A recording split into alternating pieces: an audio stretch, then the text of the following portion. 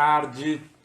Estamos ao vivo, chegamos! Boa tarde, boa noite e bom dia para você que vai assistir em outro horário, em outra plataforma. Bom, eu sou o Fábio Rodrigues, sou de São Paulo, para quem não me conhece, para quem está em outra cidade, com os amigos, não é? Com algumas pessoas que também sonham com a santidade, que também procuram viver este caminho que o Senhor trilha para a nossa vida a cada dia. Começamos esse projeto no finalzinho de julho, mas para o público em agosto, não é? Começamos aí com tantas ideias, não é? Mas sempre focado nos santos do Brasil, não é? Sejam aqueles santos que nasceram no Brasil, seja aqueles que viveram em missão boa parte da vida deles aqui no Brasil. Nós vamos falar hoje do beato Francisco de Paula Victor. A gente vai entender um pouco mais a história dele. Muito feliz de estar aqui, não é? De poder falar sobre a vida do Padre Victor. Muito feliz de poder fazer parte desse projeto, que justamente nasce de um sonho, não é? Da santidade, essa palavra que a gente tanto ouve, mas nem sempre a gente entende como a gente faz para trilhar esse caminho, e também num momento tão difícil que a gente vive no Brasil, principalmente em relação à pandemia, principalmente com tantos desempregados, tantas pessoas em dificuldades, a gente, através desse projeto, também tenta um reinício, né? Reinício inspirado nas histórias de pessoas que fizeram muito por esse país, fizeram muito por muitas pessoas, não é? O Brasil tem, vamos dizer aí, quase 180 santos, né? Santos, beatos, veneráveis e servos de Deus, não é? Aqueles que estão em processo de beatificação ou canonização, não é? Tem muitas pessoas também boas no Brasil, muitas pessoas importantes também na história do Brasil, mas ainda não estão em processo, por isso que talvez vocês possam falar, mas não tem o fulano de tal, ou não tem aquela moça, porque não está em processo ainda. A gente trabalha com todos aqueles que já estão com o processo iniciado, e tem muita gente, felizmente, batendo na trave aí, já com a organização, não é, dos documentos, tudo que precisa para começar o processo, não é? E se você quer saber um pouco mais sobre o processo, tem um vídeo que eu fiz uma entrevista com Dom Giovanni Luiz da Silva, bispo auxiliar de Belo Horizonte, que explicou para nós tudo, detalhadamente, sobre como funciona um processo de beatificação e canonização. Então, lá você vai entender tudo. Quem é o santo, quem é o beato, quem é o venerável, quem é o servo de Deus. Também fizemos uma entrevista para falar sobre a vida de Dom Luciano Mendes de Almeida, servo de Deus, não é? Também com uma história belíssimo, com o padre Francesco Sorrentino, que explicou para a gente muitos detalhes da vida de Dom Luciano. A gente, de fato, conseguiu compreender melhor sobre essa figura tão bela que nós temos no Brasil. Hoje nós falaremos sobre o beato Francisco de Paula Victor. Eu vou começando não falando especificamente da figura de Padre Victor, mas do entorno, para a gente entender onde nós estamos, não é? Estamos falando de uma figura que não está tão próximo da gente em termos de anos, não é? Em termos de séculos, décadas, séculos, não é? Nós estamos ambientados, então vamos... Não precisa fechar o olho, não é? Mas nós estamos agora no Brasil do século XIX, não é? Padre Victor viveu aí praticamente todo o período do século XIX em Minas Gerais. E como era o Brasil do século XIX? O que a gente pode dizer desse país que é o nosso, mas é completamente diferente do que era o nosso, não é? Ainda estávamos sob o comando da coroa portuguesa, não é? Então, nós tínhamos o Império, o Diego chegou enquanto isso, então eu concluo e chamo o Diego para a gente se ambientar, não é fazer essa introdução.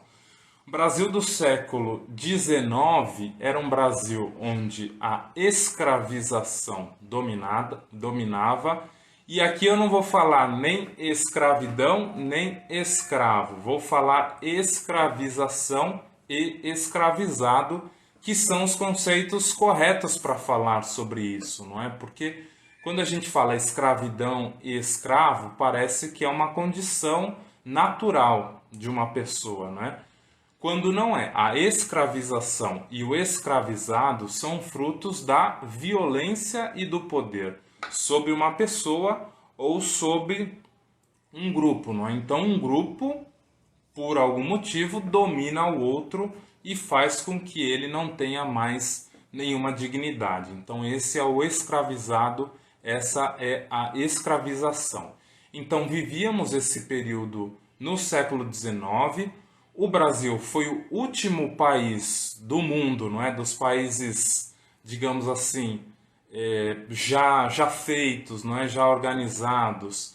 Foi o último país do mundo a se livrar da escravização, não é? Então, sofremos muito. Só no final do século XIX que nós tivemos oficialmente o fim da escravização.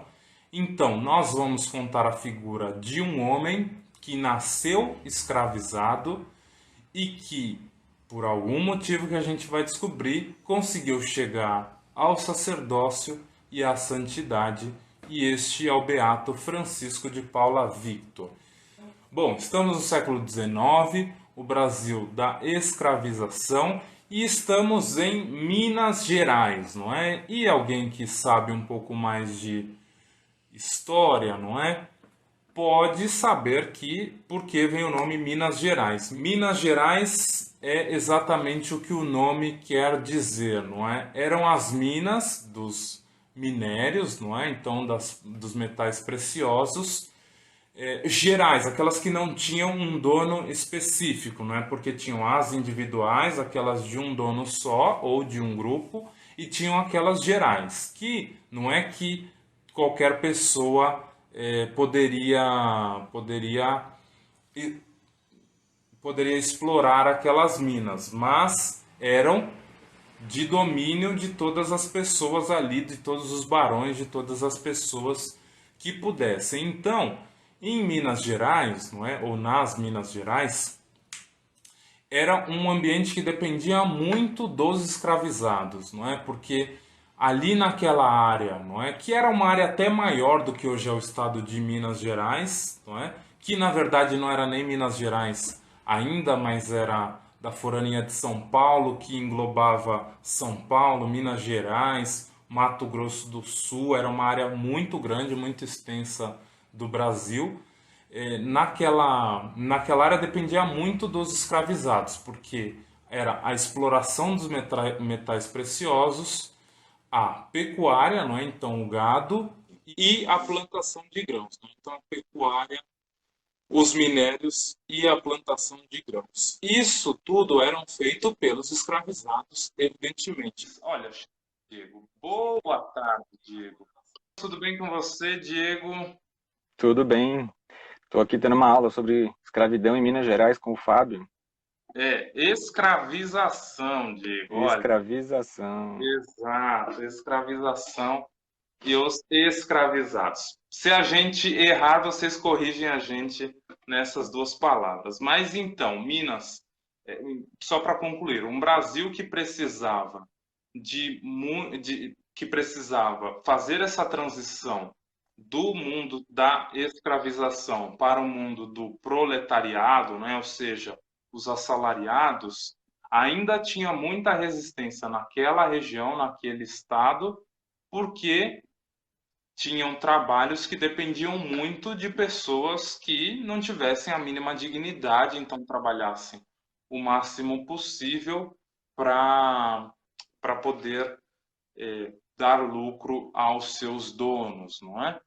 Diego, eu gosto de fazer coisas fora do improviso, não é? Fora do... Não, na verdade, dentro do improviso, não é? Dentro do Dentro e improviso. fora do improviso, mas Eu queria saber o seguinte: você leu, não é? Você tentou aprofundar um pouco a história do Beato Francisco de Paula Victor e assim, a impressão que você teve antes de a gente começar essa história e depois a gente tenta entender por que você teve essa impressão, mas a impressão que você teve sobre a vida tão interessante deste homem. Bom, primeiramente, boa tarde para todo mundo que está assistindo a gente, né? Eu cheguei atrasado, tenho que cumprimentar todo mundo.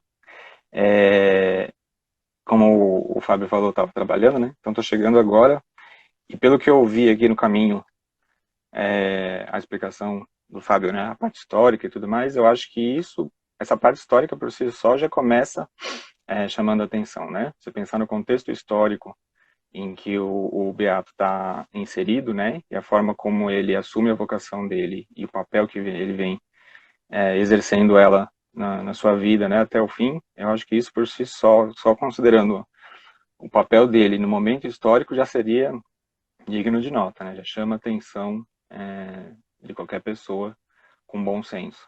E acho que o fato, a humildade que ele mantém, né, ao longo da história dele, a forte convicção do que ele queria, né, a vontade de lutar, de insistir até conseguir se tornar um religioso, numa época em que isso era impensável, são vários detalhes que vão somando e vão construindo, né, essa história tão bonita e, e que eu acho que é uma história que deveria ser mais famosa, né, mais divulgada, porque é um exemplo não só para a juventude em geral, né, que não conhece, para os adultos, para as pessoas que não conhecem, mas eu acho que é um exemplo, como eu falei do contexto histórico, né, muito importante para os dias de hoje. Se a gente considerar os desafios que a gente vive na sociedade hoje em dia e os desafios daquela época, alguns desses desafios que ainda perduram, né, apesar de muita mudança, apesar de muitas coisas que aconteceram, eu acho que analisando a vida dele dentro daquele contexto, né, analisando a vida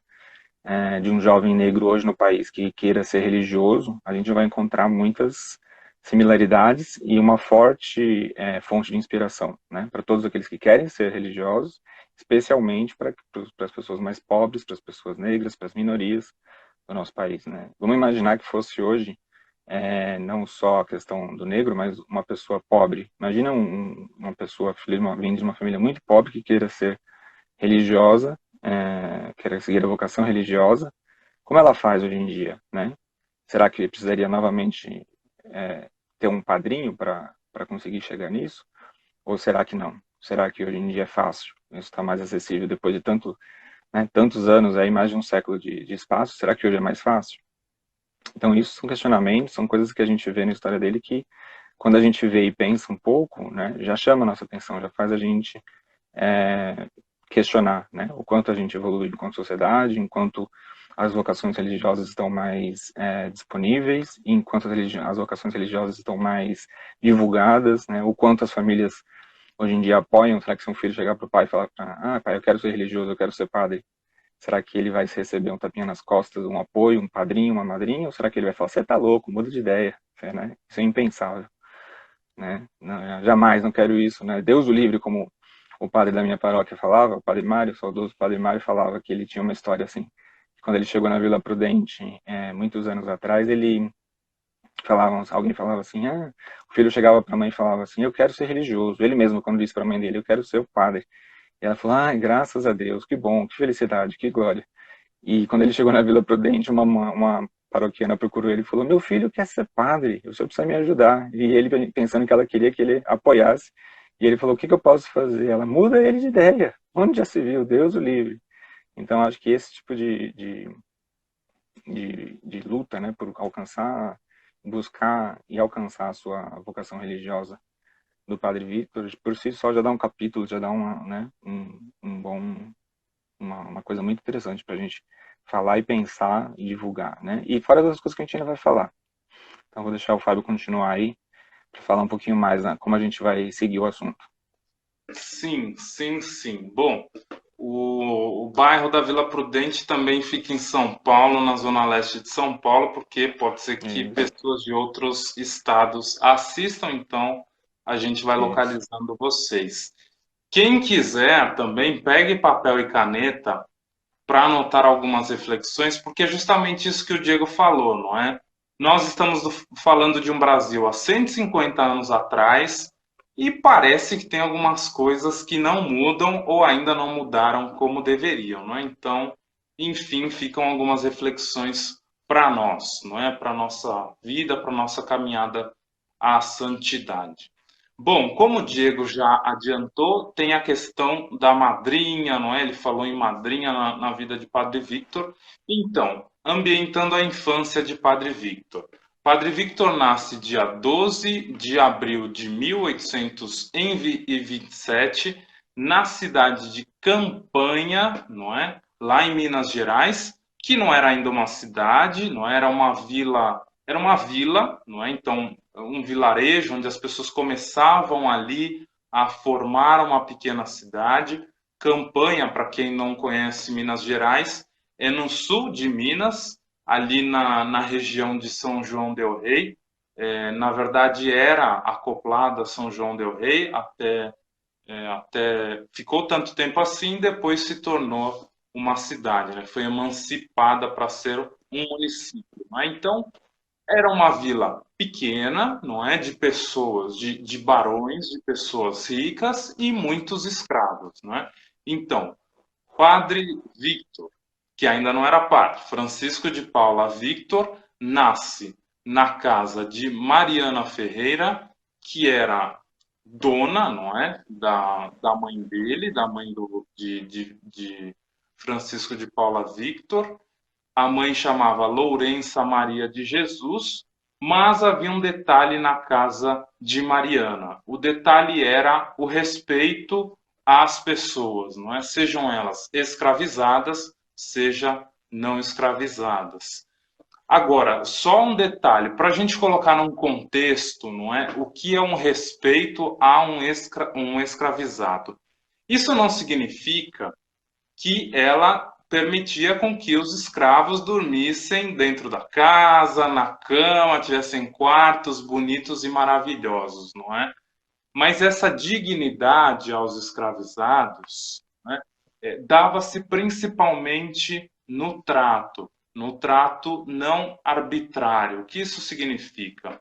O escravizado, ele não era gente, não é? Falando assim em palavras mais simples, ele não era gente, então ele não podia possuir nada, ele não tinha bens, ele não tinha direito algum. Não é, por exemplo, como um animal hoje em dia, menos do que um animal. Porque, por exemplo, se eu estou na rua e pratico violência contra um animal, eu vou ser punido por isso, né? Então, pensando que as autoridades vejam aquilo eu fazendo, eu vou responder ao inquérito, não é? De maus tratos a animais, etc. O escravizado, pelo seu dono, ele podia fazer qualquer coisa com ele, violentá-lo, deixar ele sem comer, trabalhar até a morte, não interessava o que o dono fazia com o escravizado, né? Ele poderia fazer tudo. Eu sei que a palavra dono pode incomodar, mas infelizmente era a realidade da época, não é? Então, o senhor, a senhora era dona daquela pessoa escravizada, não é? Então, na casa de Dona Mariana, todo mundo era tratado com dignidade, não é? Mesmo cada um na sua condição. Então, quando nós ouvimos dizer que Francisco de Paula Vitor era tratado muito bem por ela e era, inclusive, chegou a estudar, não é? Aprendeu a ler e a escrever, estudou francês, aprendeu a tocar piano, aprendeu muitas habilidades, não é? Que não eram acessíveis aos escravizados, claro, tudo dentro de um contexto, não é? Então a gente não dá para enxergar 1827 com os olhos de hoje. E essa pessoa é muito importante, se tornou a madrinha dele, portanto, o garantiu, não é, a sua própria subsistência, porque também um outro dado, os escravizados viviam muito pouco, não é? A média de idade chegava mais ou menos aos 20 anos, nas condições normais, não é? Então, um trabalho indigno, uma comida indigna, sujeito às doenças. Então, mais ou menos, tinha uma expectativa de vida de 20 anos claro, estamos no século XIX, a expectativa de vida era muito menor em relação a hoje, mesmo das pessoas que não eram escravizadas, não é? Mas a maior taxa de mortalidade dos escravizados era de 0 a 5 anos. Por quê? Porque você só tinha a sua mãe ou seu pai, ou os dois, não é? No caso de Francisco de Paula Vitor, só tinha a mãe, o pai por alguma razão é desconhecido, seja porque já era falecido, ou seja porque era provavelmente também um escravizado, mas de uma outra região, não dá para saber bem isso, não dá para ter uma precisão sobre isso, mas o ponto era, não é? Você só dependia do seu pai, da sua mãe, que também era um escravizado, também vivia numa condição absolutamente indigna para sobreviver e por isso a mortalidade era muito alta. Ter alguém que olhava por você além do seu pai ou da sua mãe, né, nesse caso, uma pessoa de posses, de bens, não é? Era ter a certeza, no mínimo, de uma vida, não é? Numa vida onde você poderia chegar a viver a infância, a viver a adolescência, a viver a sua vida adulta com as possibilidades que tinham na época, não é? Então, essa pessoa, Dona Mariana, é muito importante na vida de Padre Victor, fez muito por ele e por todos os escravizados que ali estavam, não é? Mas dentro do contexto da época. É, Dentro dessa perspectiva de Dona Mariana também está a capacidade de fazer com que aquele menino, com que aquela criança sonhasse. E é sempre muito importante a gente trazer essa ideia do sonho na vida de Francisco de Paula Victor. Porque, como um escravizado, que não é gente, não é? Essa palavra é dura, essa frase é dura, mas é a realidade. Como é que ele vai sonhar algo, não é? Porque ele não podia nada, não podia exatamente nada. E aí trago a primeira reflexão, não é? Se vocês quiserem anotar, por favor. Mas quem nós estamos ensinando a sonhar? Para quem nós estamos sendo essa Dona Mariana para a vida de Padre Victor, não é? Porque se a gente não ensina as nossas crianças ou também os nossos adultos, não é? Aqueles que estão perto de nós a sonhar, é uma vida dura, é uma vida triste, não é? É uma vida complicada. Então, quem nós estamos ensinando a sonhar? Sonhar com um emprego melhor, talvez, sonhar com uma condição de vida melhor, ou mesmo sonhar com uma potência de vida, não é? Porque a santidade é justamente isso, viver a nossa vida integralmente, não é? De forma plena. É isso que o Cristo nos quer dar. Então, essa é a infância de Padre Victor, não é? Viver fazendo os trabalhos que lhe competiam, assim como os outros escravizados, mas dentro de alguma mínima segurança, que era sendo apadrinhado por Dona Mariana, que não sei qual é a relação que tinha com a mãe especificamente de Padre Victor, mas que certamente tinha um apreço especial por aquela mãe, por aquela mulher e por aquela criança. Quer completar alguma coisa, Diego? Eu acho que você falou bem. É importante a gente frisar isso que você falou, né, dois detalhes aí do que você falou, que para muita gente que estuda história na escola e depois acostuma com esse retrato do Brasil desse período, principalmente com a questão da escravidão, né, vista em novela, vista nos livros, né, vista em romance, que a impressão que passa muitas vezes é que o negro, o escravo, ele era só mais um cidadão que pertencia a alguém que não tinha casa, que era pobre, que tinha um dono, como você disse, a palavra incomoda, mas é importante que a gente diga, até para que a gente tenha isso sempre claro, para que nunca volte a acontecer, a se repetir. Ele tinha um dono, alguém que mandava nele. E o fato de ele ter um dono quer dizer que o tempo todo ele estava sob ordens. A gente vê, às vezes, em novela, né, filme ou coisa do tipo, os escravos sempre conversando, sempre tem, né? Se o filme está a favor da escravidão, ele mostra o escravo sofrendo, mas ele conversando em algum tempo para a história se desenvolver. E quando o filme é a favor da escravidão, ele mostra o escravo encostado, parando, conversando, como se ele não tivesse nada para fazer, como se ele não trabalhasse o dia inteiro e como se ele parasse de trabalhar, ele não fosse castigado, né? Então a gente tem que sempre lembrar disso, que um escravo, como você bem disse, ele não, a única coisa que ele tinha dele e que ainda assim a escravidão acaba destruindo é a capacidade de sonhar, porque para comer ele depende do patrão, para dormir ele do dono, né? Desculpa, patrão não, dono. Ele depende do dono. Para comer ele depende do dono. Para ter as necessidades básicas, né? A higiene, o saneamento básico, ele depende do dono. Se o dono quiser que o escravo more, fique num ambiente que não tenha nenhum naquela época já não tinha, né, sistema de esgoto ou muitas coisas que a gente tem hoje, mas dependendo do dono, o escravo não tinha direito a nada, nem uma casinha, né, a famosa casinha para fazer as necessidades. Tinham que fazer as necessidades onde eles dormiam, no mesmo ambiente, todos juntos, um em cima do outro. Essa é a verdade, é um assunto, é uma lembrança dura né, de se ter, de se expor, mas é uma verdade. Então esse é o contexto onde ele nasce, né, como você bem disse, é uma expectativa de vida de 20 anos. Né? Qual o sonho, né, de uma criança que nasce nesse ambiente, uma criança que ultrapassa essa faixa de alta mortalidade até os 5 anos, o que espera? Né? Um jovem de 5 a 10 anos, né, uma criança que vai entrar na juventude, o que ele espera? Vou viver mais 10 anos e vou morrer? Será que eu vou viver mais 10 anos? Será que eu vou continuar trabalhando aqui para sempre? Será que não? Será que, né, fala-se, enfim, da abolição da escravatura, fala-se em liberdade, fala-se um monte de coisa, mas depois de 5, 10 anos vivendo nesse contexto, trabalhando desde criança, porque a criança de escravo não é porque é criança que não trabalha, trabalha da mesma forma, né, assim que tem capacidade de executar alguma tarefa, passa a trabalhar dia e noite, todos os dias, para poder se pagar, para poder comer, para poder ter acesso a essas mínimas condições que os escravos tinham. O que pensa, né? Será que continua sonhando? Será que ainda sonha? Ou será que à noite, quando dorme, só tem pesadelo, né?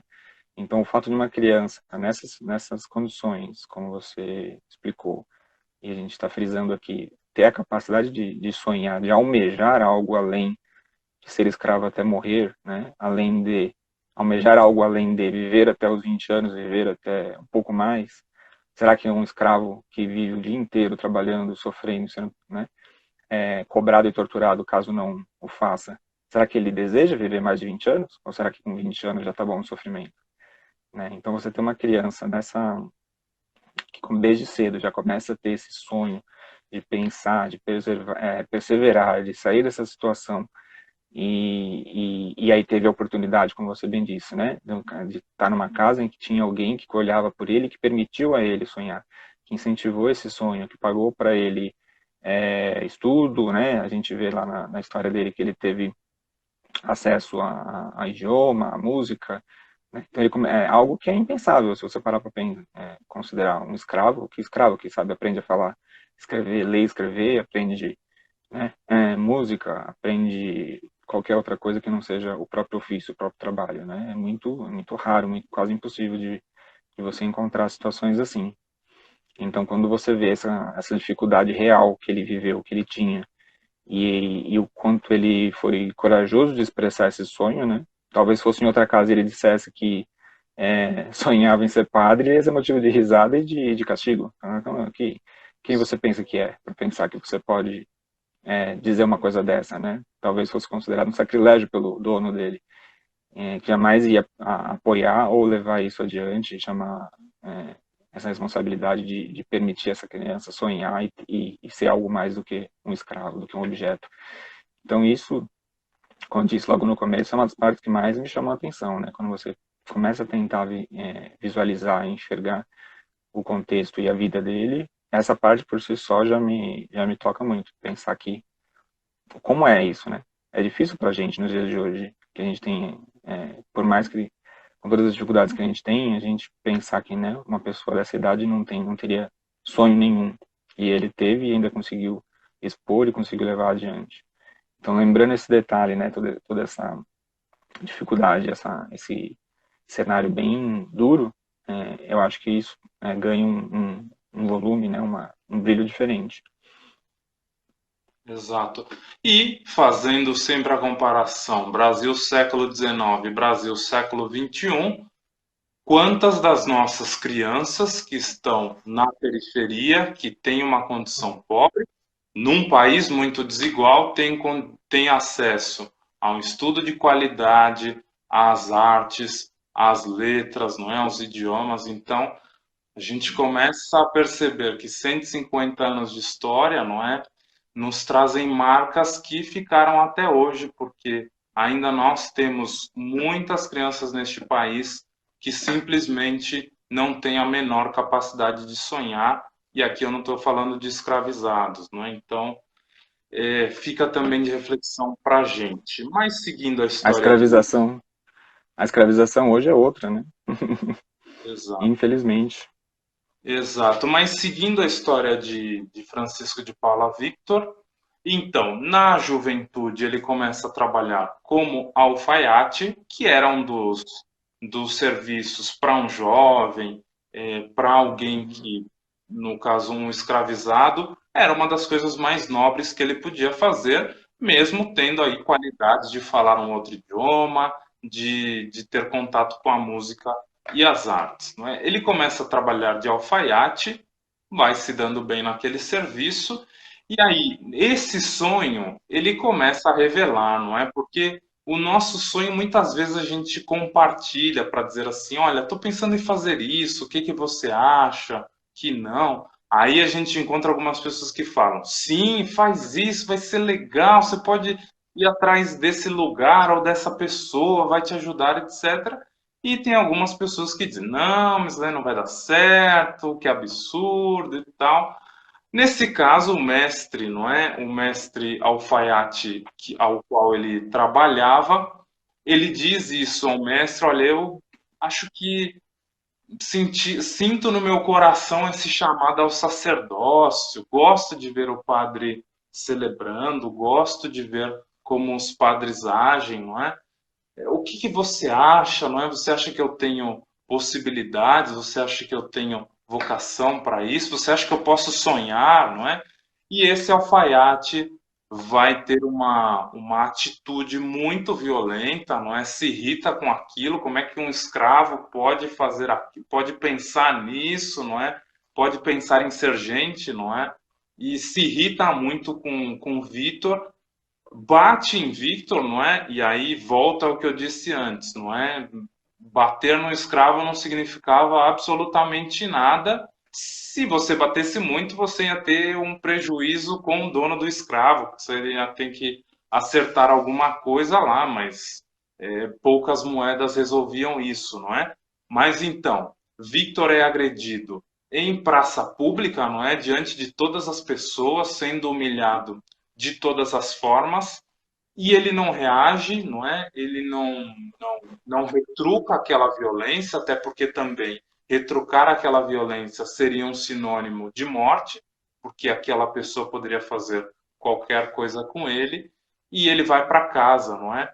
Vai para casa não para dizer, ah, então eu vou fechar aqui o meu sonho numa caixinha, colocar nem debaixo da cama, porque eu não dormia numa cama, mas colocar aqui debaixo de um buraquinho aqui e viver a minha vida. Não, ele vai até a madrinha, até Dona Mariana, chorando, não é? Muito triste com aquela reação do seu mestre alfaiate e simplesmente sem conseguir entender, não é? Por que que o padre pode ser padre e ele não, não é? Qual é a diferença, não é? Se eu sinto esse chamado de Deus no meu coração, por que eu sou impedido disso e o outro não, não é? Qual a diferença? Nenhuma, não é?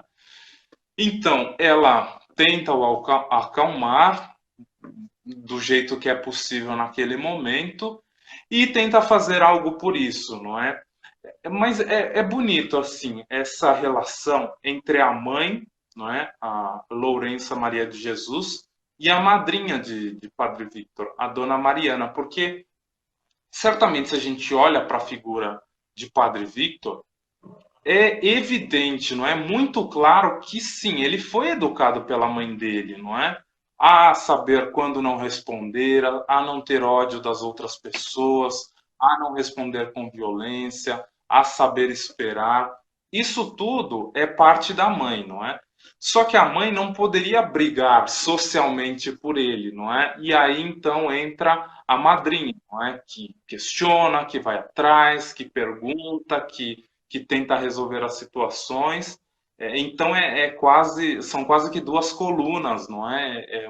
Uma grande mãe, vamos dizer assim, em duas pessoas. Na mãe que o ensinou tantos valores e na madrinha que foi conseguindo abrir os caminhos a ele, não é? Então, essa madrinha vai falar com o padre da cidade, Padre Antônio, daquela região, que diz: olha, eu não tenho a menor ideia como resolver isso, mas o bispo está vindo aí e eu falo com ele, a gente dá um jeito, não é? Não quero desagradar a senhora, não é? A senhora é importante, vem sempre aqui na minha paróquia, não é? Contribui com o dízimo, provavelmente, né? Ela contribuía com o dízimo, então o padre não queria perder aquele bom coração, não é? Enquanto isso, passa o metrô na casa do Diego, mas tudo certo. Não, foi só um helicóptero. Ah, um helicóptero, um helicóptero. A casa do Diego Mas tem um é, teto alto, né? Que passa o helicóptero dentro é, da casa dele, é mas tudo bem. quase igual. Exato. E então o padre Antônio vai falar com o bispo daquela região, o bispo de Mariana, não é? Então a campanha pertencia à diocese de Mariana. Sim, aquela Mariana onde Dom Luciano foi bispo também, não é? Então estamos ligando a história aqui, não é? E vai falar com um bispo chamado Viçoso, Dom Viçoso, um português, recém-ordenado bispo, né? Tinha apenas 4 anos aí de ordenação episcopal, que vai ser também muito importante na vida de Mariana, na vida do Brasil e na vida do Padre Victor, não é? Dom Viçoso também é um servo de Deus, também vamos contar a história dele aqui, no momento pertinente, no momento oportuno, mas esse é o cara que compra a briga que até agora só a Dona Mariana comprava, né? Então a Dona Mariana comprou a briga na escola, nos lugares, não é? Para ele conseguir trabalhar, num trabalho que tivesse uma mínima dignidade, etc. E surge Dom Viçoso. Dom Viçoso, então, bispo de Mariana, vai visitar Campanha, não é? Naquela época de juventude do Padre Victor. E nós estamos falando aí que Padre Victor tinha mais ou menos 21, 22 anos. Então, a gente voltando, não é, àquela média de idade dos escravizados, não é? Digamos assim, era um momento chave para a vida dele, um dos momentos chaves, porque era a possibilidade de continuar simplesmente a viver, não é? Porque depois, que possibilidades ele tinha de vida? Chegando ao sacerdócio, era uma possibilidade de dar sentido àquele chamado que ele sentia, aquela inquietação no coração, não é? E poder viver a vida em sua plenitude, assim como viveu, não é? Então, Dom Viçoso vai até aquela região de Campanha e encontra aquele jovem, não é? Aquele jovem negro, não é? Vivendo, já sabendo falar corretamente, não é? Com uma postura diferente do que ele via em tantos outros, e com um sonho no coração que fazia o ambiente se esquentar, não é? Fazia o ambiente realmente, não é? Era de fato alguém que você enxergava que tinha algo de mais profundo. E aí uma reflexão que eu também deixo aqui, não é? O que Dom Viçoso não, mais do que ele viu, o que ele viu que impedia Padre Victor de chegar ao seminário e possivelmente à ordenação sacerdotal, não é? E aí a gente vê, não é, tantos questionamentos que a gente faz. O que nós estamos vendo nas pessoas que impede com que nós convidemos ela a participar das nossas paróquias, que a gente leve uma palavra de esperança para elas, que a gente apoie elas nos seus sonhos. O que está impedindo, né? Qual é o problema que nós vemos nas pessoas? Naquele caso, Dom Viçoso não viu nenhum problema naquele menino. Muito pelo contrário, viu sim alguém com uma vocação verdadeira, não é? Talvez muito mais do que ele já tinha encontrado. Mas existiam dois impedimentos para que Francisco de Paula Victor entrasse no seminário. O primeiro e principal, antes mesmo até de pensar na escravização, ele era filho de uma mãe solteira, não é? Então ele não tinha um pai conhecido. E naquela época era um impedimento para que uma pessoa pudesse entrar no seminário, pudesse participar da vida de uma comunidade. Simplesmente não era possível, não é? Não se ordenavam pessoas com uma família em situação, entre aspas, irregular, não é? Aí a gente joga para 150 anos depois e vê que, por exemplo, nós temos paróquias em que uma criança, alguém não pode ser batizado porque os pais não são casados, por exemplo, não é? E aí a gente traz mais um questionamento para Brasil do século XIX, Brasil do século XXI, não é? Então, por que nós estamos impedindo das pessoas chegarem à presença de Deus, à proximidade de Deus? Bom, mas Dom Viçoso, e aí não entrando muito na história de Dom Viçoso, mas Dom Viçoso era um chamado ultramontanhista. Diego, você sabe o que é um ultramontanhista? Eu vou Não colocar bem em sei. apuros Vou aqui, fazer. viu? Vai botar na fogueira. Eu vou fazer o papel das pessoas que estão em casa e falar, não sei, para você poder explicar para a gente detalhadamente. Ah, sim, porque o Diego evidentemente sabe o que é um ultramontanhista, não é? Claro. Mas, não é? Uhum. Talvez tenha alguém que esteja nos assistindo e não saiba.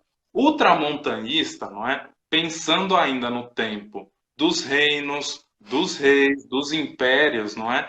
Eram aquelas pessoas que não respondiam ao império, ao rei, ao imperador, e respondiam diretamente ao Vaticano, não é? Porque Uhum. as coroas e o Vaticano, não é? O episcopado eram muito ligados, não é? Essa questão da nobreza e do clero, não é? A gente ainda tinha muitas ligações, não é? Então, para você ser bispo no Brasil, para você ser um padre no Brasil, você poderia ser sem problema, desde que não atrapalhasse a coroa portuguesa, desde que não causasse alvoroços aqui na nossa terra, ou seja, em qualquer terra que você vivesse sobre aí a batuta de uma coroa.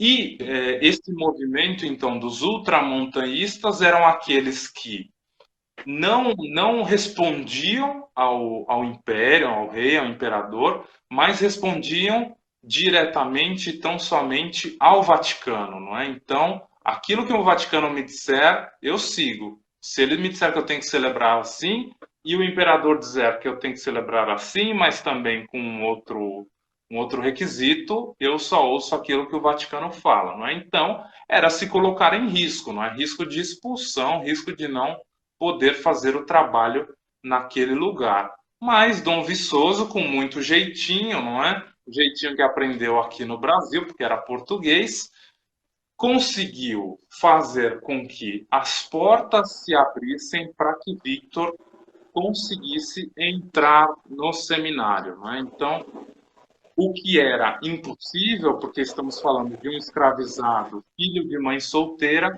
começa a se tornar impossível. Possível. Dom Viçoso começa a trabalhar para que Victor entre no seminário e isso acontece para surpresa de todos, não é? E também, por essa e muitas outras histórias, Dom Viçoso, que vai voltar na nossa história, é também um servo de Deus, é uma pessoa que está percorrendo os caminhos da santidade, não é?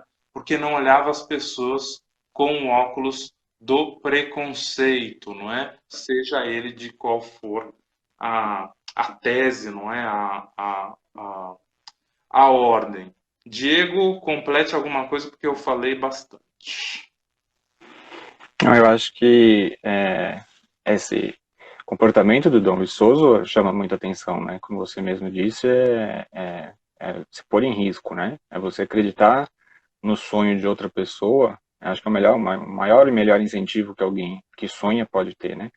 Quando você vê alguém que não tem nenhum vínculo com você, que não precisaria de você, vamos dizer assim, em nada na vida dele, ele continuaria sendo bispo, continuaria tendo o trabalho dele, continuaria a vida dele igualzinha, com o Vitor ou sem Vitor, naquele momento, né? E ele poderia simplesmente fazer o que as outras pessoas estavam fazendo, né? Passar o problema para frente ou simplesmente ignorar o problema, dizer que era impensável, né?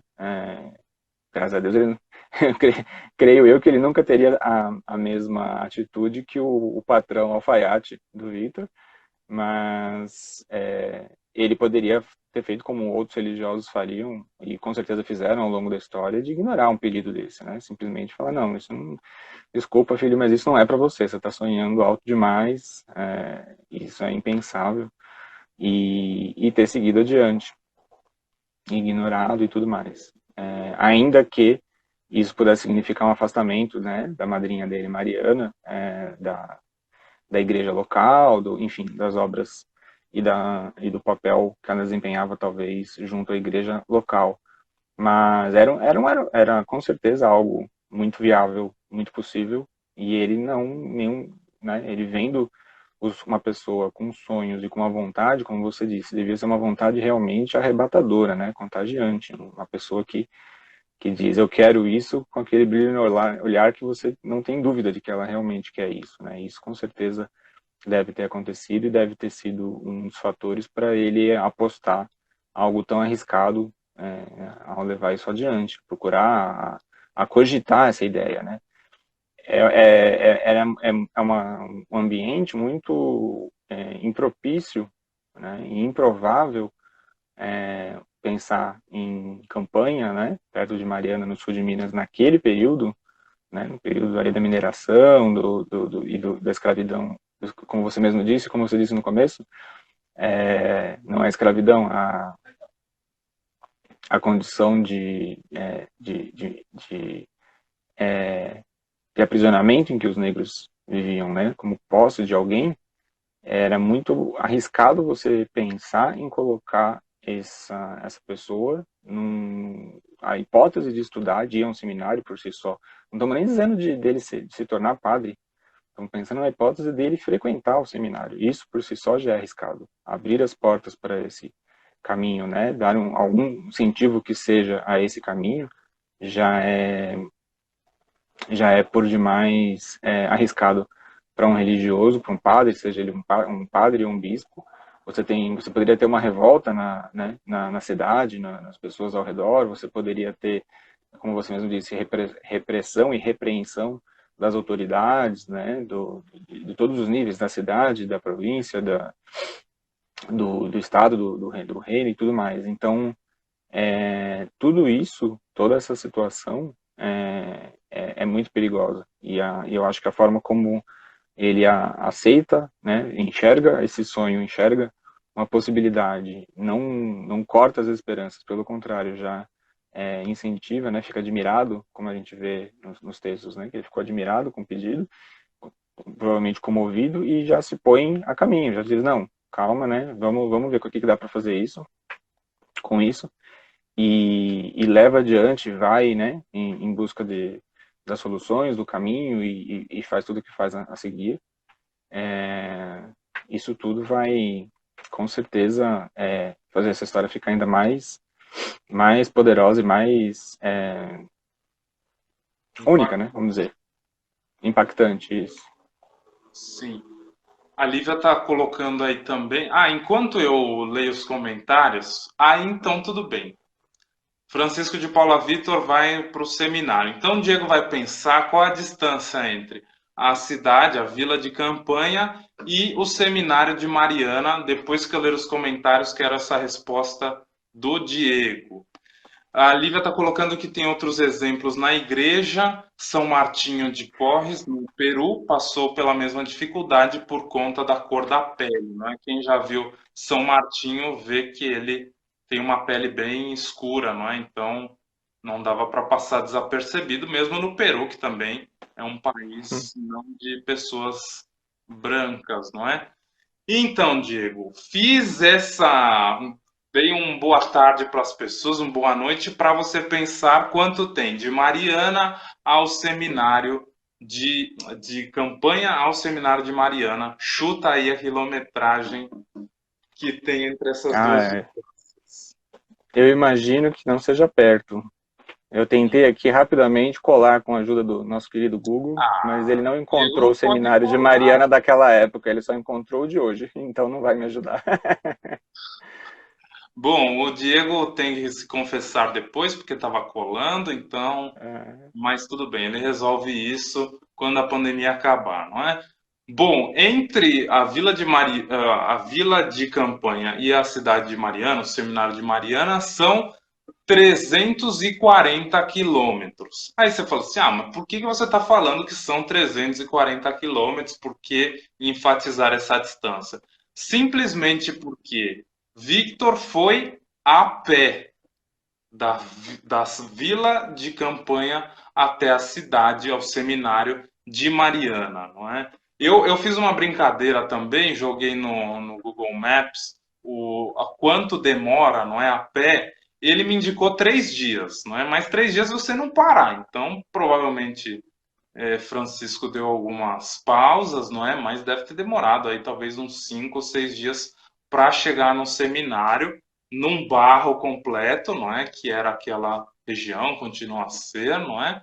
Aquela terra vermelha, e aí ele simplesmente caminha toda essa distância para poder chegar ao seminário. E quando chega lá, não é? Tudo é um mar de rosas, só que não. Bom, primeiro que ele já chega ao seminário e diz: ah, você veio aqui, então entra lá pela porta dos fundos, ali é o lugar dos escravos, dos escravizados, não é? Então, pode ir para lá, lá é o seu lugar, você pode ficar lá na cozinha.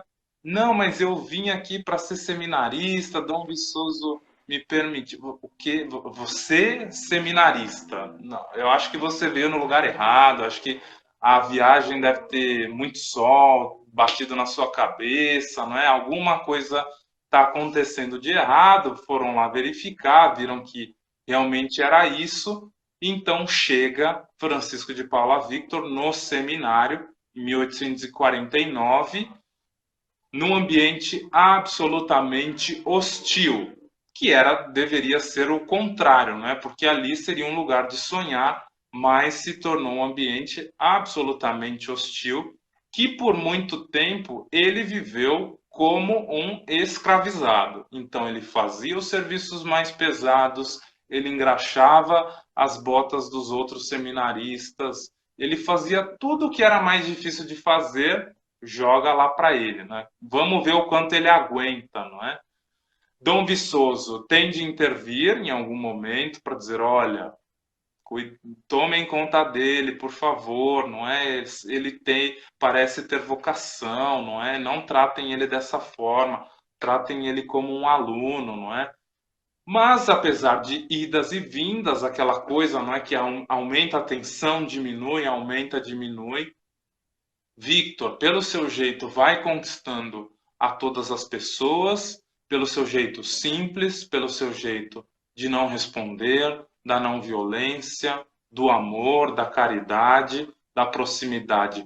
Vai encantando as pessoas e 2 anos depois, em 14 de junho de 1851, Victor é ordenado sacerdote, não é? Já num ambiente diferente, não é? Muito, muito. É bonito essa parte da vida dele, porque, assim, primeiro, foram 2 anos de seminário, porque naquela época era diferente do caminho que se faz agora, não é? Que você demora aí 6, 7 anos para se tornar sacerdote, né? Uma pessoa que entra no seminário era um caminho diferente, não é? Foram 2 anos de muito aprendizado para ele, mas também para as pessoas que estavam lá, não é? Porque Se o seminário é o lugar onde entram as pessoas que têm aquele princípio, não é, de vocação, aquelas pessoas que querem fazer um aprofundamento maior, como é que eu vivo no seminário querendo ser um rei, não é? E não só no seminário, como é que eu vivo na igreja querendo ser o rei, independentemente da função que eu faça, não é? Ah, então eu não posso carregar a cadeira, eu não posso fazer isso, eu não posso fazer aquilo. Quem tem que fazer é o outro. Não, muito pelo contrário. É justamente nesses afazeres, nesse cotidiano, nessa entrega diária, que a gente faz com que a nossa vocação cresça, se confirme, se torne de fato uma potência, uma realidade nas nossas vidas, não é? Aí a gente poderia dizer, então a live acabou, ele se tornou padre, foi lindo, maravilhoso e tudo resolvido. Mas não, porque em 1851 ele volta para a Campanha, né, uma cidade onde ele já é mais aceito, minimamente aceito, né? É uma vila, uma cidade pequena, e poderia dizer, ah, então eu fico em Campanha para sempre, tudo tranquilo, tudo certo, aqui vão me aceitar, tem a minha madrinha, tem a minha mãe, então vai dar tudo certo. Pelo contrário, não é? Victor é enviado, já Padre Victor é enviado para a diocese de Três Pontas, não é? Três Pontas, assim, não sei exatamente na época, mas é mais ou menos assim o triplo da cidade de Campanha, né? Em termos de habitantes, em termos de área. Então ele vai para uma cidade grande, estruturada, dos barões, não é? De uma região de pessoas muito ricas, não é? De pessoas que inclusive solicitaram um padre, não é? Porque o padre de Três Pontas veio a falecer e disseram, olha, então a gente quer um padre aqui, não é?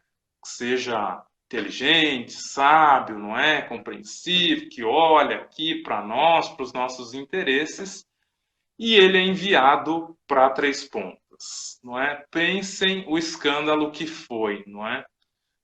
Escândalo total. Vitor chega a Três Pontas, mas assim, na maior hostilidade possível, não é?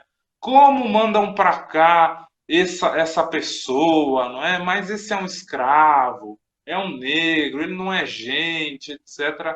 Então, no início, não é? E por muito tempo, Victor passou por um processo de hostilização, de violência, de boicote, celebrava para uma igreja completamente vazia, completamente desacreditado, ninguém dava importância ao trabalho dele, às palavras dele, porque aí surge um grande questionamento.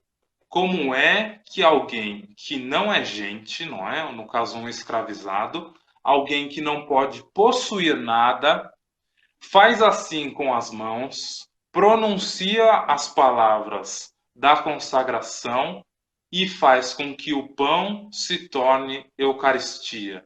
Isso é um choque na cabeça das pessoas daquela época, não é? Quase insuperável, porque como que ele pode fazer o pão se tornar o Cristo sendo um escravo, não é? Não sendo alguém com a menor dignidade. Voltamos, Brasil do século XIX, Brasil do século XXI. Não é, digamos assim, raro, infelizmente, ver em algumas paróquias, não é? E a gente vê casos que tomam até as páginas, não é? Policiais, as páginas da mídia, de padres negros que chegam a comunidades, a certas comunidades, e sofrem hostilização dessa forma, não é? Então, 150 anos depois, ainda é estranho, ainda é difícil ver um padre negro, não é? Seja lá por qual motivo seja estranho. Eu não encontro nenhum, acredito que o Diego também não encontre nenhum, Dom Viçoso não encontrou nenhum, mas parece que para algumas comunidades, 150 anos depois, ainda é muito estranho, não é? Agora, Padre Victor só podia responder de uma forma, não é? Vivendo o bem, vivendo a simplicidade que sempre viveu, aquela que a mãe dele o ensinou, não é? Então assim ele vive por muito tempo sendo desacreditado, por muito tempo sendo hostilizado, mas se aproximando das pessoas mais pobres. De repente alguém vem à missa por algum motivo, começa a perceber a beleza das palavras daquele homem, consegue perceber como ele parece ser diferente daquilo que os olhos daquela pessoa enxergava, como ele tinha sábias palavras, como ele acolhia as pessoas, como ele atendia aqueles que estavam em dificuldades.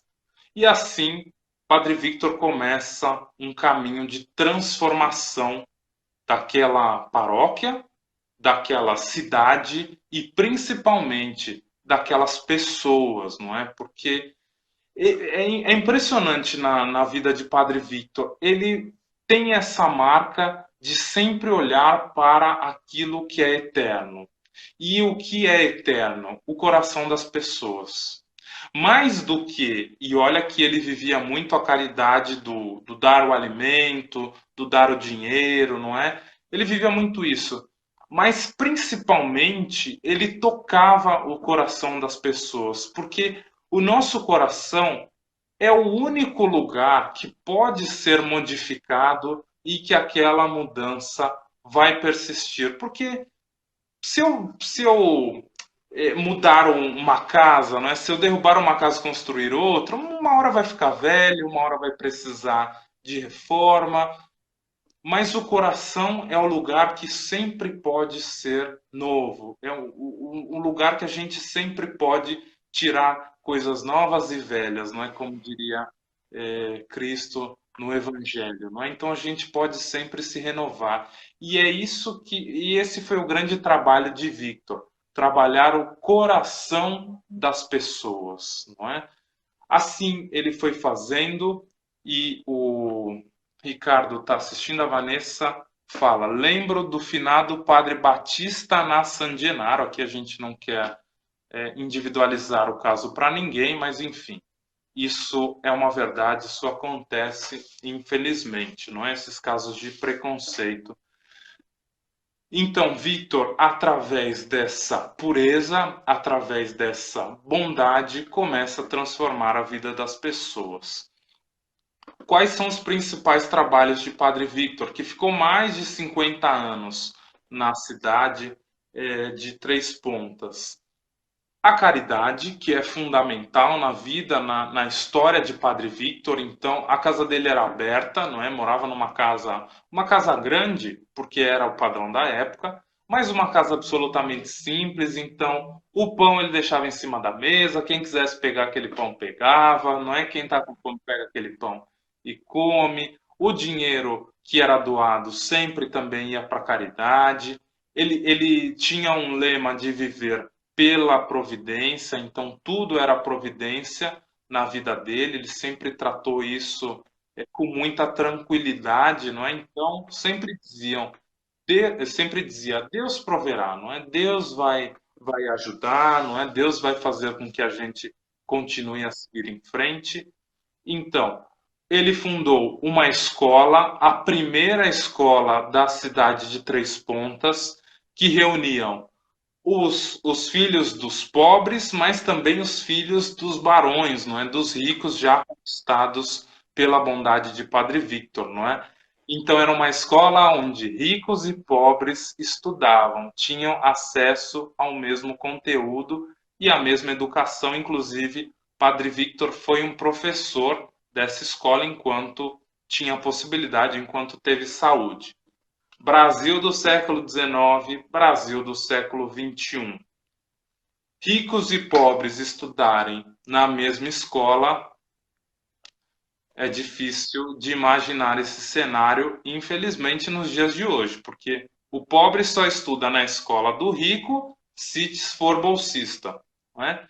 E o rico só estuda na escola do pobre se o pai, se a mãe, se a família ficou pobre, aí tem que estudar na escola do pobre, não é? Então, mesmo, não é, em áreas, por exemplo, como o bairro da Moca, não é, que tem muito essa disparidade, não é, bem visível aqui na cidade de São Paulo.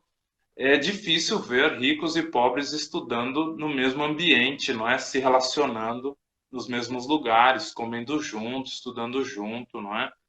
Brincando junto, que é o que acontece em qualquer escola, não é? Diego, quer acrescentar alguma coisa deste período? Olha, eu acho que você falou tudo, para não alongar muito, né? A live estava muito boa. Eu acho que essa questão do que você falou das dificuldades iniciais, né, dele ser aceito principalmente primeiramente pelos mais pobres, né? É evidente que viria dos mais pobres, dos mais humildes, a primeira aceitação, né? O primeiro contato.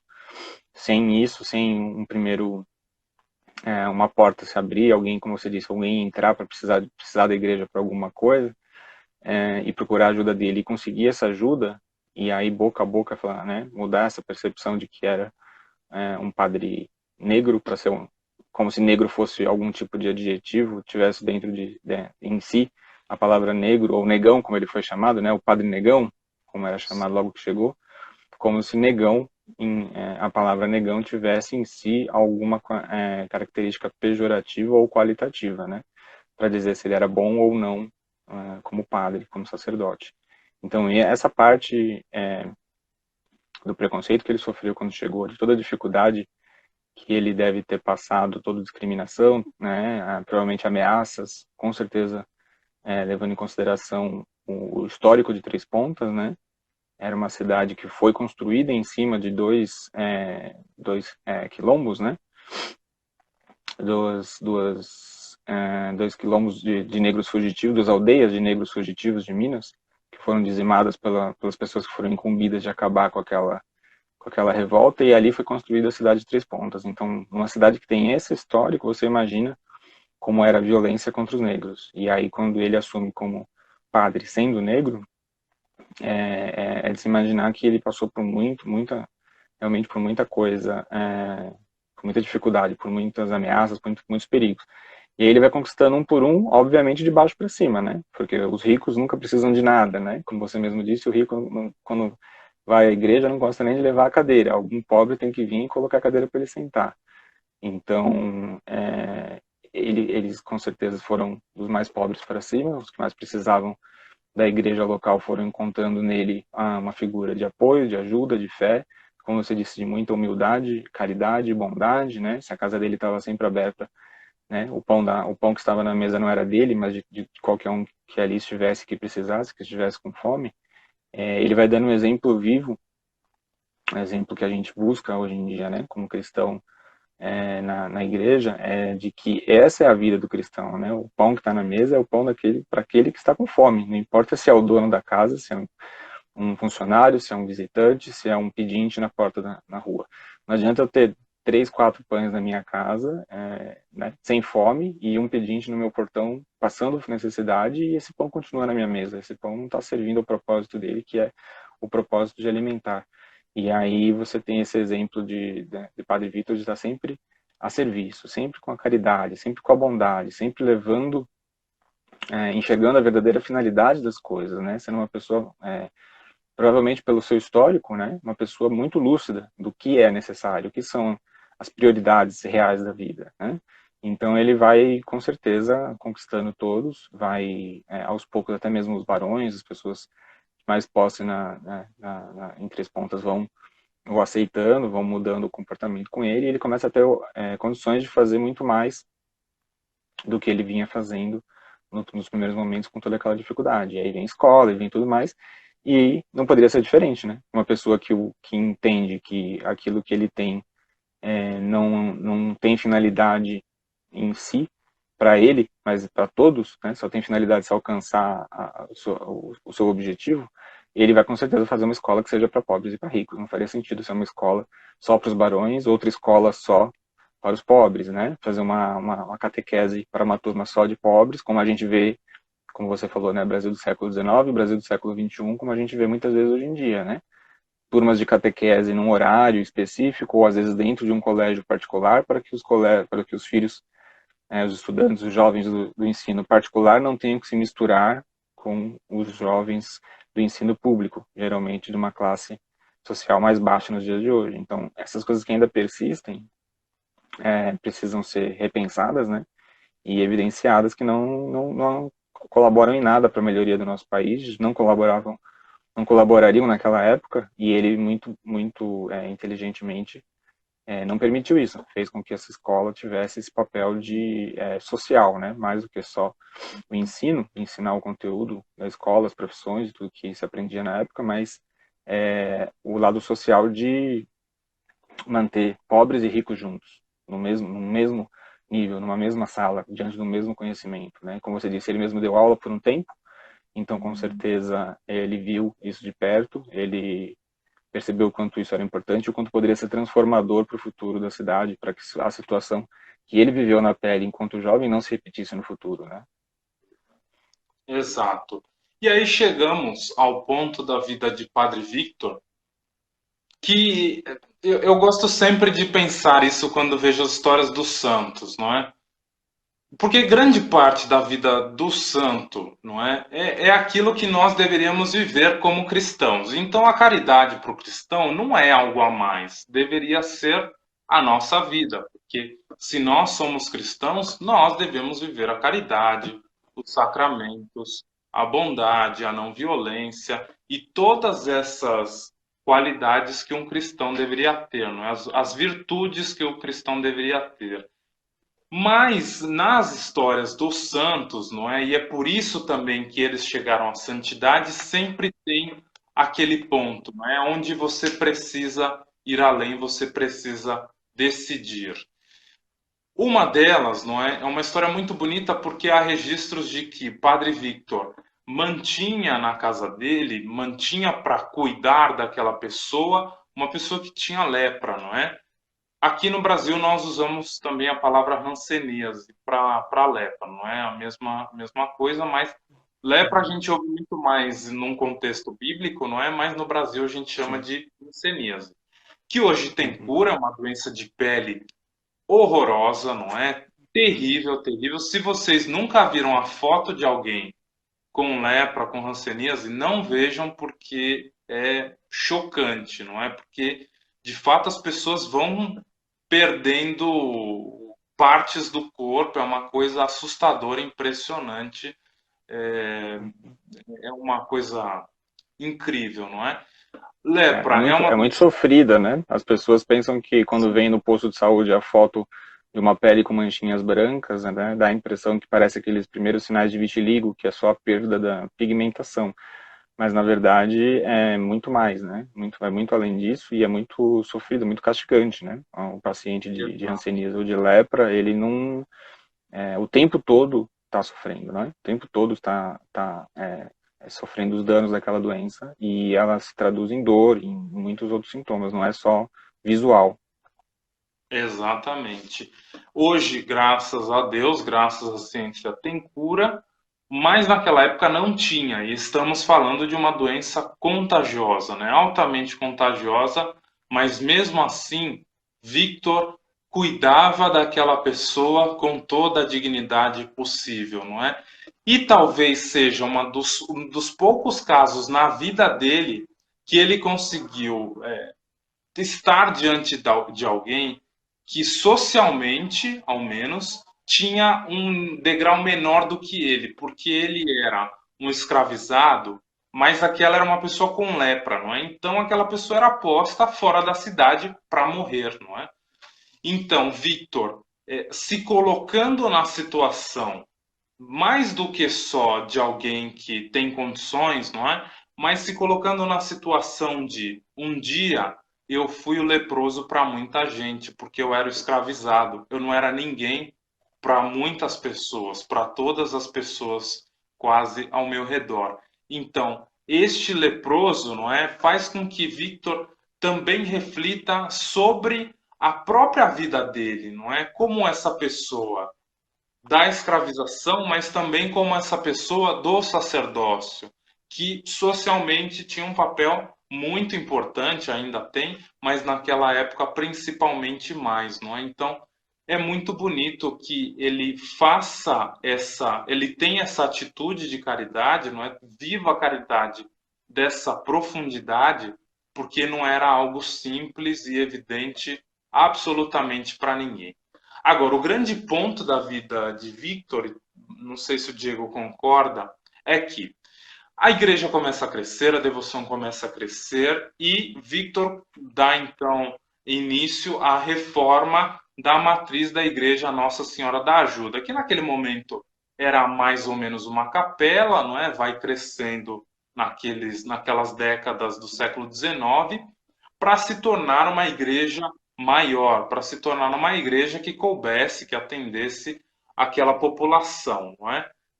Só que Victor, por essa empolgação, por essa vontade de querer, de fazer, de dar um presente àquela cidade, se enrola todo com a administração dos recursos, do dinheiro, dá passos maior do que a perna, contrata aquilo que não consegue pagar, faz uma besteira grande, não é? Nesse sentido da organização dos bens, dos recursos, não é? E aí surge o grande problema na vida dele, porque aquele caso não pode passar impune, vamos dizer assim, não é? Então, ele é denunciado ao bispo ao qual ele respondia, Dom Viçoso, não é? Então, Dom Viçoso o convoca e aí pensa no sentimento de alguém que brigou por você, que abriu caminhos, que disse: olha, mas ele tem vocação, olha, mas ele pode, olha, mas ele é um bom coração, olha o que ele pode fazer, ele é uma figura muito, muito bonita, muito pura. Como é que você decepciona alguém que tanto lutou por você? Então, naquele momento, surge uma tensão muito grande, não é? Por quê? Dom Viçoso precisava dar uma resposta àquele caso, que era claro e evidente que Vitor tinha feito uma bobagem, não é? Tinha feito mais do que poderia, tinha dado passos maiores do que a perna, e mas só que era aquele a quem ele sabia que tinha um bom coração, aquele em que ele podia confiar, não é? Uma pessoa de verdade, não é? Então, o que foi daquela conversa a gente não sabe, não é? O quanto Dom Viçoso ficou chateado, bravo, encabulado, não é? A gente não sabe. Mas Victor faz uma promessa, Padre Victor faz uma promessa a Dom Viçoso que era: eu vou consertar essa questão. Fiz um erro, isso é verdade e vou consertar essa questão. Brasil do século XIX, Brasil do século XXI, não é? Quantos erros nós cometemos e a gente sempre ouve a mesma história. Não, não vão provar nada contra mim, não fiz nada, são os meus detratores, não tem nada disso, eu administrei muito bem os recursos, o dinheiro não era meu, mas eu fiz tudo certinho. Enfim, não é? Quantas pessoas não têm coragem, quantas vezes nós não temos coragem de admitir um erro e tentar consertá-lo, não é? Aquilo poderia fazer com que Vitor fosse suspenso da ordem, não é? Suspenso, ele não poderia, portanto, mais ser um padre, por exemplo, né? Poderia ser suspenso dos usos da ordem, não é?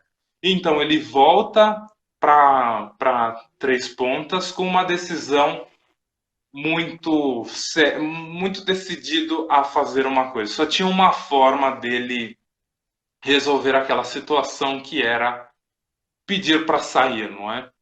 Usam a palavra demissão, mas não é bem demissão, porque um padre não se demite, mas dizer: olha, eu fiz errado, não é? Apesar de tantas coisas que eu fiz na vida da cidade de Três Pontas, na vida da pessoa, das pessoas da paróquia, mas eu tenho de sair. Uma pessoa que comete esses erros administrativos não pode ficar aqui, não é? Então ele vai decidido a isso.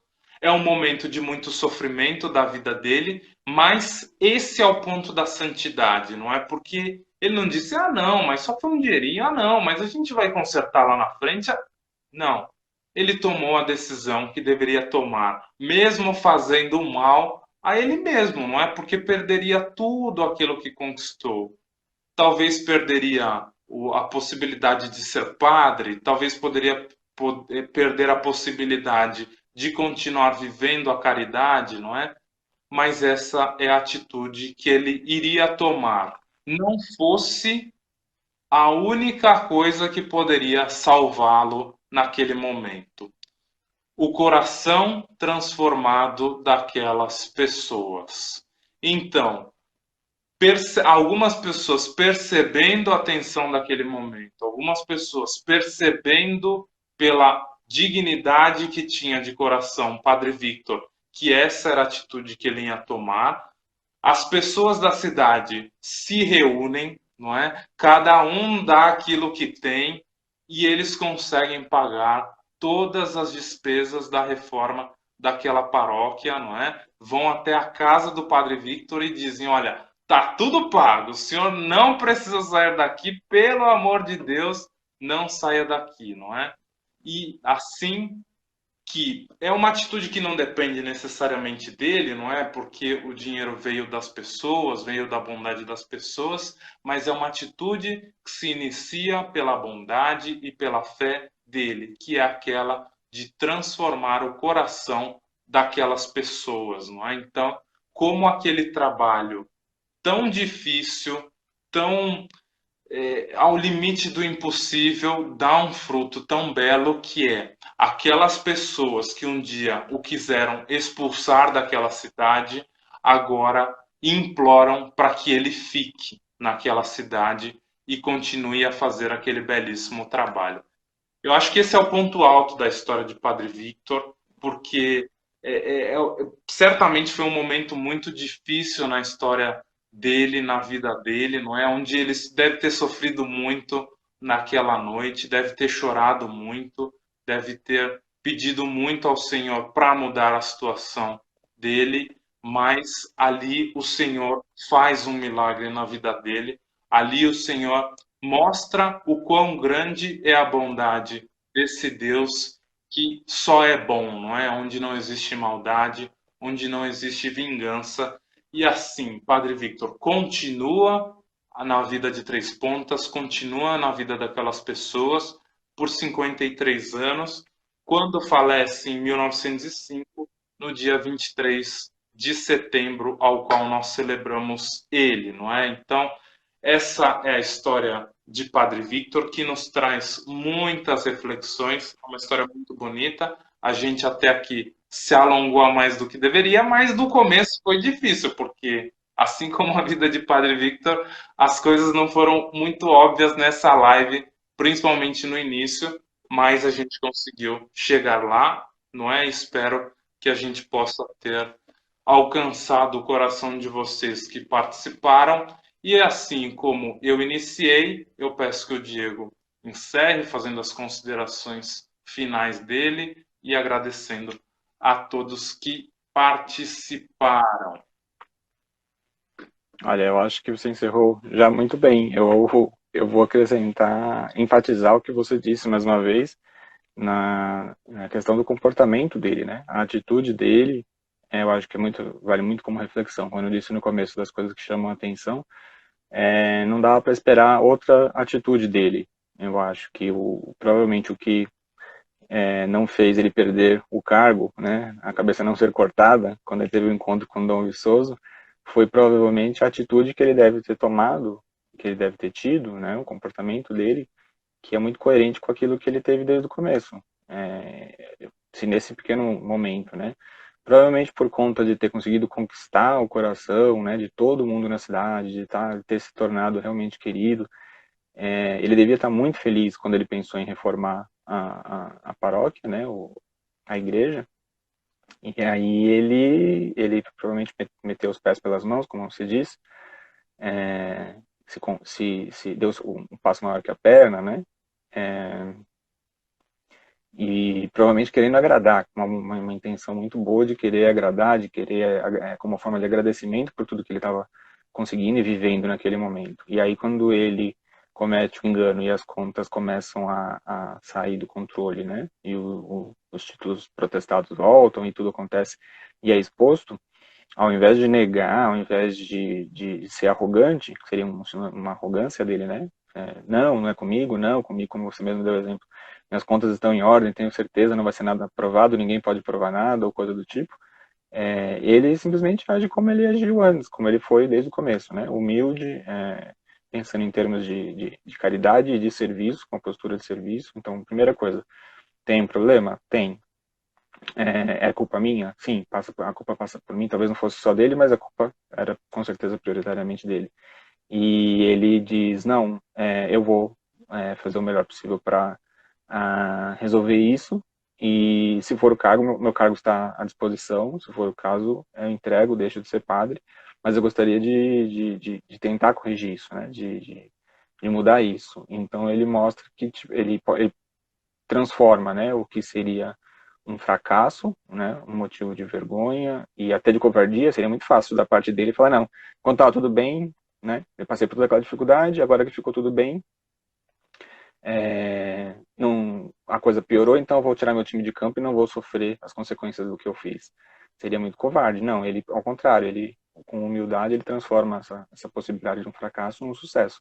Ele vai lá com uma atitude humilde, assume a sua parcela de culpa, busca uma solução. As pessoas da comunidade, como você bem disse, respondem a isso, por tudo que já conheciam dele e vendo a sinceridade, né, e a humildade dele, dizem, não, não é por conta disso que a gente vai perder um padre tão bom, não é por conta disso que a gente vai perder alguém de tanto valor no nosso meio, e aí assumem, né, corrigem tudo a situação, contornam a situação, e ele fica lá por toda a vida até o AVC, né, que o levou. E então essa postura eu acho que vale como reflexão para os dias de hoje, né, como você disse, para todo mundo, não é só para político, não é só para pessoa em cargo de liderança, não é só para líderes religiosos ou fora da igreja, para pessoas dentro das pastorais, líderes de pastorais ou não, é uma reflexão que vale para todo mundo, para todo cristão e para todo não cristão, vamos, né, ir além para nossa sociedade. Até que ponto a gente tem humildade de assumir nossos erros, né? Até que ponto a gente tem coragem de expor nossas fraquezas, né? De pedir desculpa, de pedir perdão, de tentar no dia a dia, nas atitudes, mostrar essa humildade. Porque é muito fácil também fazer carinha de culpa, né? Ah, desculpa, realmente errei, né? Eu sempre erro, fazer coitadismo. Agora, assumir verdadeiramente, falando, não, errei por conta disso, não tenho um talento, talvez, para administrar dinheiro, meu talento é para administrar pessoas, como ele mostrou, e quero resolver, preciso resolver, vou fazer isso, isso e isso, né? E fui procurar admitir sua culpa para a comunidade, procurar a ajuda da comunidade, e assim conseguiu, alcançou a empatia dos que estavam com ele, alcançou o perdão pelo erro dele, e ali reverteu toda a situação. Isso eu acho que, com certeza, deve ficar como uma grande lição, como você falou, um dos pontos altos da história dele, né? Além de todo o testemunho que ele deu antes, tudo que ele passou, todas as provas de persistência dele na fé, o exemplo de fé dele, né, na caridade, em cuidar de um leproso, cuidar das pessoas, cuidar da paróquia dele, cuidar de todos sem distinção entre pobres e ricos, entre quem gostava dele e quem não gostava. Isso deveria ser motivo de reflexão e de exemplo para todos, né, para todos em posições de liderança, desde dos cargos mais baixos até os cargos mais altos do nosso país, deveria ser exemplo, né? Como você pode, com humildade, liderar a todos, ser exemplo para todos, né? E criar coisas boas, frutíferas com isso, não com diferenças, não com ódio, não com arrogância, né? A humildade dele, eu acho que mais do que nunca no momento que a gente vive hoje, eu acho que é a palavra-chave, né? A fé, a caridade e a humildade dele é chave para nossa reflexão do contexto e do mundo que a gente vive hoje. Pensar em termos de humildade, em termos de... Lembrando que humilde não é aquele que se faz pequeno, é aquele que se faz na medida correta, né? Aquele que se enxerga no seu papel correto. Não é quem fica se fazendo de coitadinhos e pondo abaixo do que é ou do que pensa que é, e nem aquele que se põe acima, é aquele que se põe na medida correta, né? Esse é o humilde, aquele que enxerga corretamente, com equilíbrio. Eu acho que isso é o que fica de lição no fim dessa nossa conversa, que, como você disse, ficou um pouco longa, mas tirando uns 15 minutos iniciais aí de turbulência, eu acho que a gente chega no final com uma mensagem muito valiosa, né, para todos os questionamentos. Eu acho que essa pergunta que você fez no final talvez a que, se tivesse que escolher uma pergunta para que todo mundo ficasse na cabeça, acho que seria essa, né? Qual o papel que eu, né, na minha comunidade, na minha casa, no meu país, na minha cidade, né, no meu trabalho, na minha família, qual o papel que eu tenho, né? Qual a minha postura, né? Qual o meu nível de humildade, de noção da realidade do que está acontecendo, né? De caridade, de fé, que eu tenho. O que eu faço com isso, né? Eu estou escondendo, estou aterrando, ou eu estou usando isso em prol de todos? Exato. E antes do Diego dar tchau, só complementando essa pergunta, não é? Agora, que a gente olhe para a nossa própria comunidade, para a nossa própria paróquia. Assim como era um escândalo, não é? Assim como as paróquias do século XIX não eram voltadas para os escravizados, porque as nossas paróquias, porque as nossas comunidades não são voltadas às pessoas com deficiência, aos LGBTQIA+, porque também são povo de Deus, não é? Os negros, os pobres, não é? E não pobre do jeito que a gente se acha pobre, mas aquele que está na rua, que está em uma situação terrível, que mora no Sim, cortiço, sim. que mora Condições de numa miséria favela extrema, né? próxima, numa favela próxima à nossa paróquia, não é? Enfim, todas as pessoas que hoje são consideradas minorias, todas as pessoas que hoje sofrem violência, não é? E a gente tem números terríveis, seja contra pessoas com deficiência, sobre a comunidade LGBTQI+, sobre os negros, sobre as mulheres, sobre os pobres, não é? O que está impedindo o nosso coração de se abrir para essas pessoas?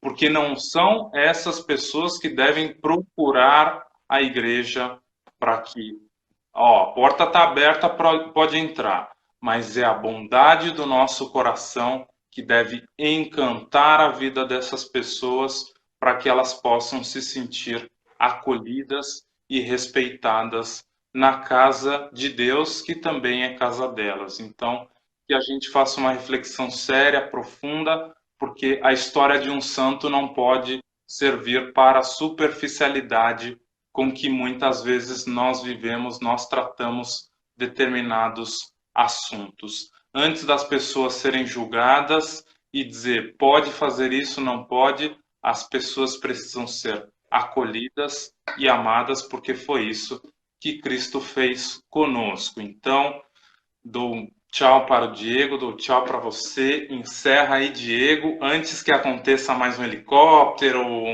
uma Uma oficina. moto, um sino. Agradeço o convite, a participação, agradeço a oportunidade de a gente estar aqui conversando e levando essa história para mais pessoas. Espero que mais pessoas tenham contato com ela. Não só no assistindo a gente, mas procurando se informar mais, né? Procurando mais sobre a história do Padre Vitor, e com certeza vai ajudar muita gente, vai tornar as pessoas que encontrarem esse material e que se espelharem nele, com certeza vai trazer bons frutos.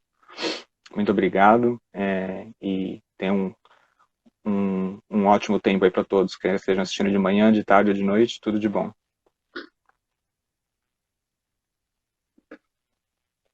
Tchau!